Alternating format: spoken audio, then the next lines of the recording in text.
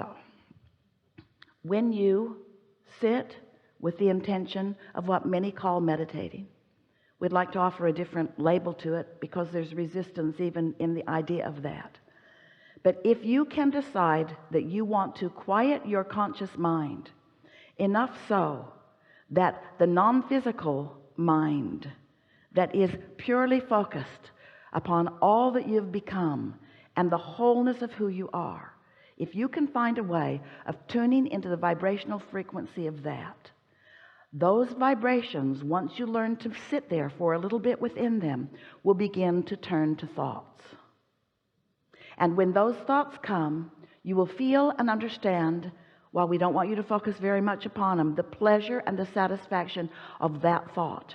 And as you sit there, not distracted by current, what you want to call reality, but experiencing the whole of your now vibrational reality, what's in your vortex will be able to make its way into your manifested world through the pathway that is your non-contradicted mind. Does that sort of make sense to you? So, have you ever sat to meditate? Do you sometimes do that? Are you doing it on a semi-regular or regular basis? And when you sit to meditate, when someone suggested to Jerry and Esther that they meditate, as soon as they got away from that person in the car, they said, "That's just weird." Jerry said, "I think of myself more as a business person." Meditation just seemed weird to them. That was many years ago, and to many it still seems weird today. But it's because there's not an understanding of what it means.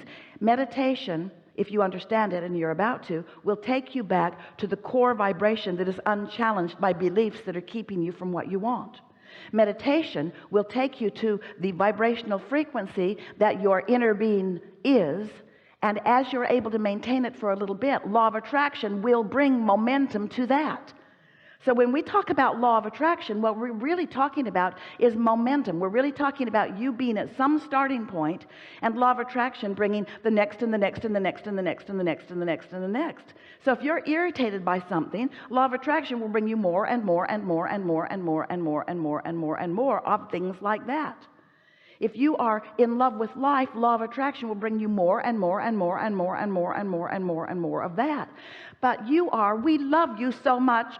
We love you so much. You are sloppy in your thinking. You are reactive in your thinking. You are letting everything in the world be the reason that you are offering the vibration that you're offering, and then you are in opposition to what you really want. You can't get there from there. So, when you sit to quiet your mind, at first it's very difficult because your mind has been trained to be responsive to your environment. But when you quiet your mind, and what that requires is focusing upon something quieter. Esther sat to meditate yesterday, and she had a load of clothes in the washing machine, and a door closed, but she could still hear the clanging and the banging of the zipper on the jeans. And it kept her from being able to withdraw from her physical experience. Just something that simple. And she thought, well, it'll stop in a minute, but it didn't. It was an hour and 12-minute cycle. And so it wasn't a good choice of a time or a place for her to intend to quiet her mind.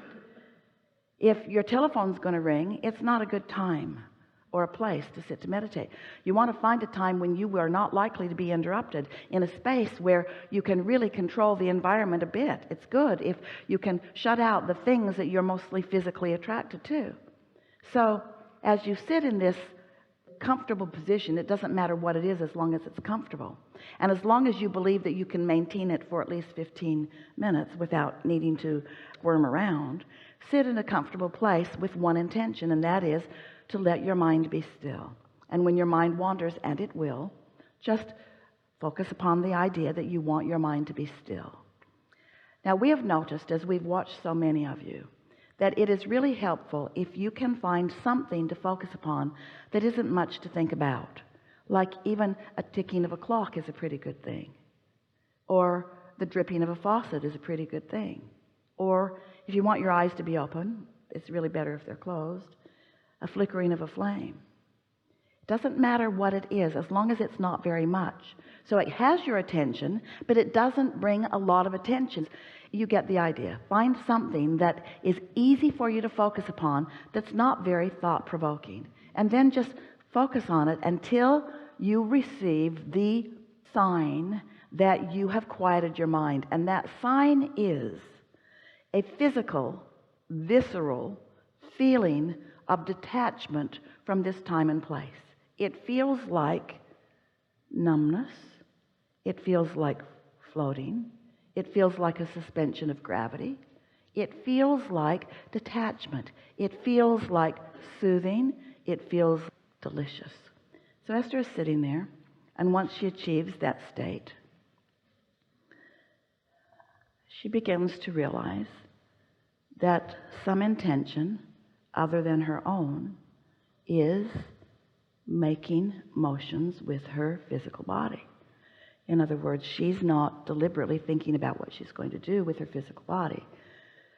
Something else is. That broader perspective is. That quieted mind is. And once she feels that detachment and begins to feel that, and you will in a day or two or three or four or five, you will feel that. And here's the advantage to you. When you get to that place where you are mindless, you are thoughtless, and the non-physical part of you now is the dominant part of your vibration, you are in a state of utter well-being just for a moment, and you are not doing anything with your physical noticing, with your physical senses, that's distracting from that base of well-being.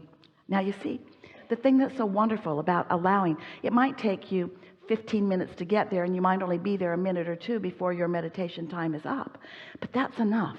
It doesn't matter how long it takes you to get there. It's just important that you get there, because when you get there, you have pushed the reset button. You have given yourself an opportunity to have detachment from the vibrations that are hindering you. And that rut that Esther found in her knowing what she didn't want and trying to find what she did want is now a little softer. It's less likely that she's going to stay in that rut once finding that. You see what we're getting at?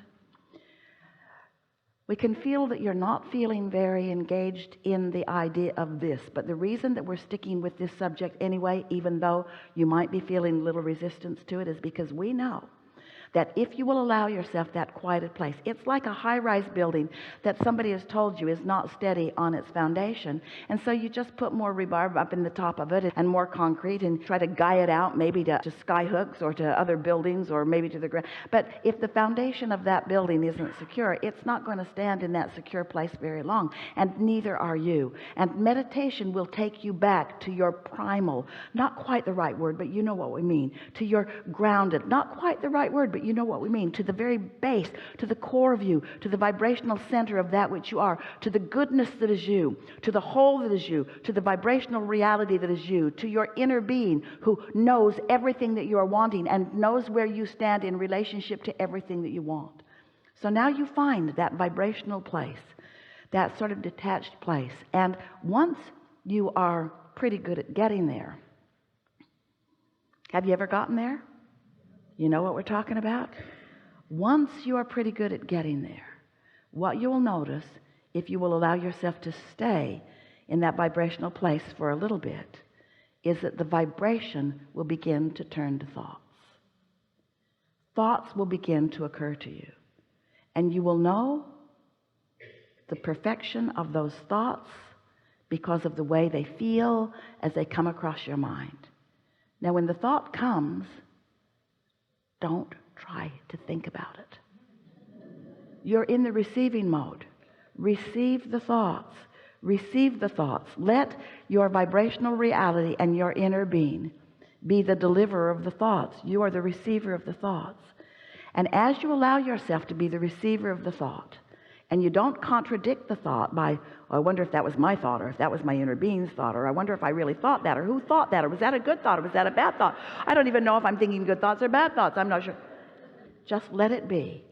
And as you just let it be, law of attraction and momentum will cause that thought to become more and more and more, until an idea will explode in your mind that will make you say, this meditation's over, I got places to go, things to do, people to see. In other words, you'll find yourself very soon feeling enlivened for the day. And it doesn't take more than about a week of that, and we're only talking about 15 or 20 minutes, before, as you begin your day like that, then everything in your day, these ruts that you've been in relative to different relationships or different situations, will begin to soften out. They will begin to dissipate. The problems will dissipate.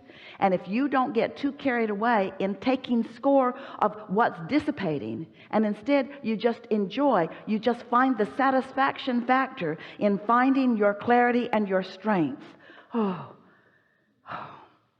Besides what's happening with your mind, you allowing thoughts to turn to things, your physical apparatus is being rejuvenated. You are in the replenishing mode.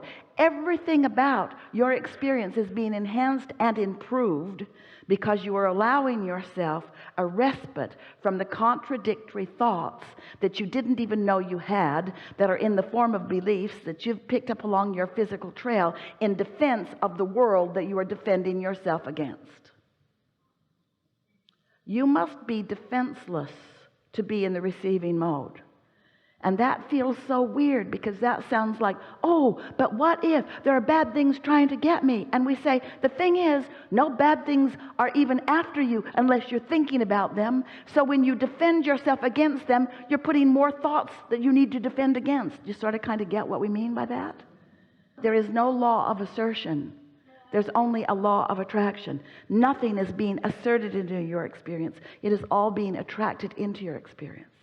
And so, it's such a good time to return for a little while every day to the true nature of your being, where you allow the full force of goodness and wisdom and clarity to demonstrate in your day-to-day experiences.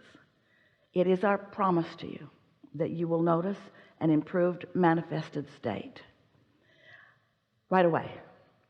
But we don't want you to take score, because we want for a little while your attention to be off of your manifested state. We want your attention for a little while to be upon your vibrational basis, because vibrations turn to thoughts and thoughts turn to things. And the satisfaction factor of releasing resistance and sitting there in that soup of well-being is satisfying. And when a thought comes into your mind that's about well-being and love, when it's a thought that you can't even articulate, it's just a feeling of well-being, that's a satisfaction. And when that thought turns to a thought of something that you're appreciating, and you allow yourself to just ponder that thing that you're appreciating, there's satisfaction. And then when that thought gathers up another thought or two, and you begin to feel enthusiasm in your experience, that's satisfaction. And then when you move out into the day, and your timing is better than it's ever been, that's satisfaction. When you find timing everywhere you go, that's satisfaction. And you're the only one that will be witnessing it, because you're the only one that really knows what you've been asking for. But as it is demonstrated to you, not because you finally deserve it, but because you finally allow what you do deserve.